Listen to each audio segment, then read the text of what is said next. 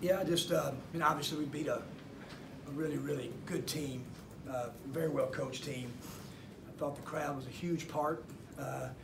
It's fun to see early kind of in our first year at Ole Miss, kind of that, play it that well in front of that kind of crowd and good players and a good fan base right there tonight was a big part of it.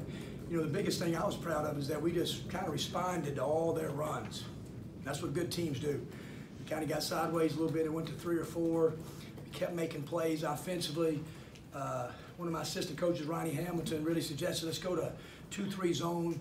When the game was about 5, I thought that was a turning point. It was a great suggestion. Our guys really played out of 2-3 zone, and they contested shots, went back and rebounded it. It's really the second game in a row we did it at Vanderbilt, but just really, really happy for our players and beat an awful good team tonight. Kermit, I think they actually got within 2, and Was it?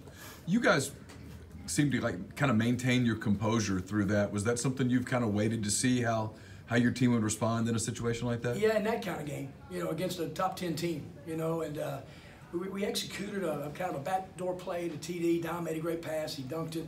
We executed late. We did some offensive things. We really did, and I thought that was a key to it. Then obviously, we're a good free throw shooting team. We usually kind of close games out like that, but really it was defending. We held Auburn to, I guess it was 32% in the second half, and that was really the key to the game. And the biggest stat for us was just the rebounding. I mean, they're one of the best offensive rebounding teams in the country. They got us late, but we 45 to 37, so +8 is terrific for us. Kermit, y'all came out of the gate really looking focused and intense. Did you think y'all might have to kind of feel your way out in this game, or were you surprised at how well y'all started? I knew our team was ready to play. I knew we were ready to play, and we had great energy in practice the last couple of days, so it didn't surprise me. You never know about what the score may be, but I knew our energy level would be good, and Auburn been off for a little bit, but I knew they were probably chomping at the bit to play.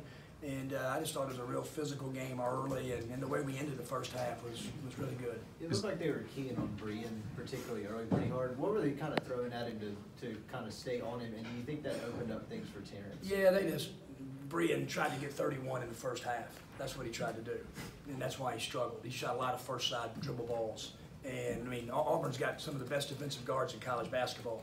But against a good defensive team, if you're just going to dribble to shoot it on the first side, you got no chance against that kind of team, and that's what he tried to do. And that's why he went 1 for 10.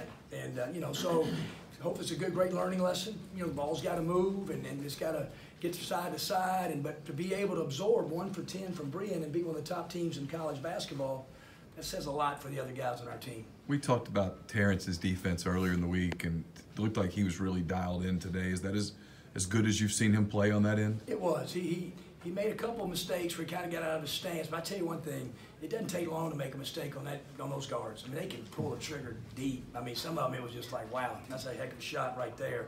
And but he did. The biggest thing, if you get a guard that gets 12 rebounds, he's going to play great. So just 12 rebounds lead to 27 points, and just guys who rebound the ball, I don't care what position you are, you're going to make shots. And that's what he did tonight. I know, Kermit, you've got several players that can score and kind of lead your team, but Terrence, just because of physically how good of an athlete he is he kind of special in what he can do against high-level teams like this? Yeah, he can, and he's done this his career. He's had big games. And, so TD, I just think when you come to our gym, he and Brian and Dom are the first 3 and Blake every day. Just extra shots, how they play, how he approaches practice, how his willingness to be coached. And so it was just great for us to see him emerge on a national stage like that. But yeah, high talent level, and boy, he finished some athletic balls at the rim tonight. What allowed KJ to have the success that he did, especially starting a little slow, and then he just is dynamic there? Yeah, KJ is just, he's tough. No moment's too big. These guys, they get in these games, and these AAU games, and high-level high school games. I mean, they just played against everybody. They've played against those guys, 2 or 3 years, and his toughness to rebound the ball and go back and finish plays. I mean, he's going to eventually be a really good shooter from 3, but I was really proud of his toughness throughout tonight.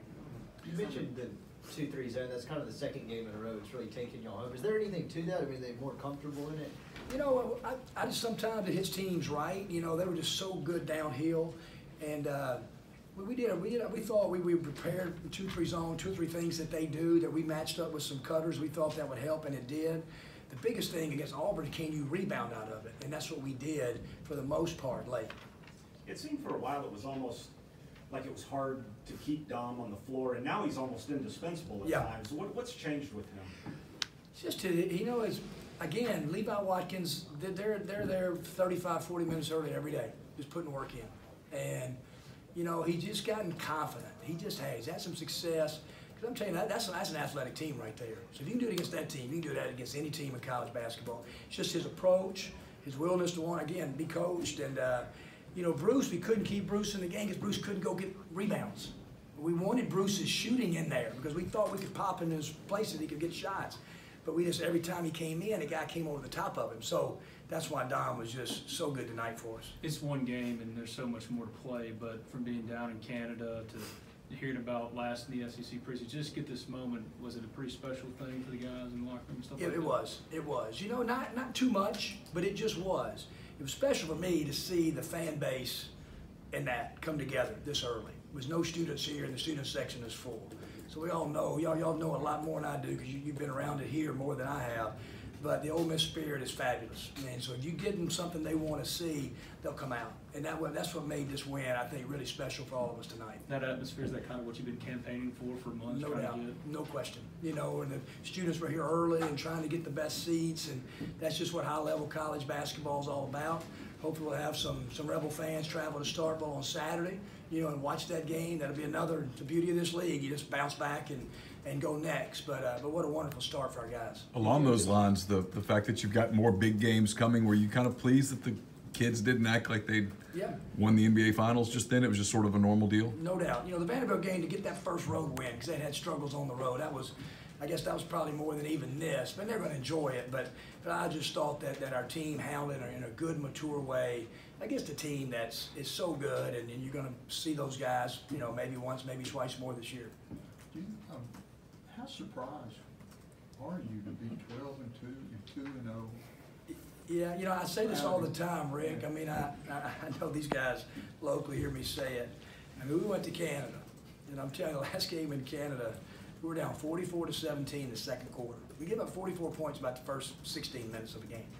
And to see our team, we ended up winning the game, but it was ugly as any game you've ever seen. But to have that team to make that kind of progress from that game to now, it's a credit to those guys. I mean, because they have totally bought in. In the summer, we coached a lot of effort. We coached attitude. And so now we're not coaching as much effort, coaching zero attitude. Those guys just buy in and play. And we got some talented guys in the locker room. And so when they do that, then you're capable of doing great things. One more. What's it going to be like for you Saturday? Yeah, it's going to be different.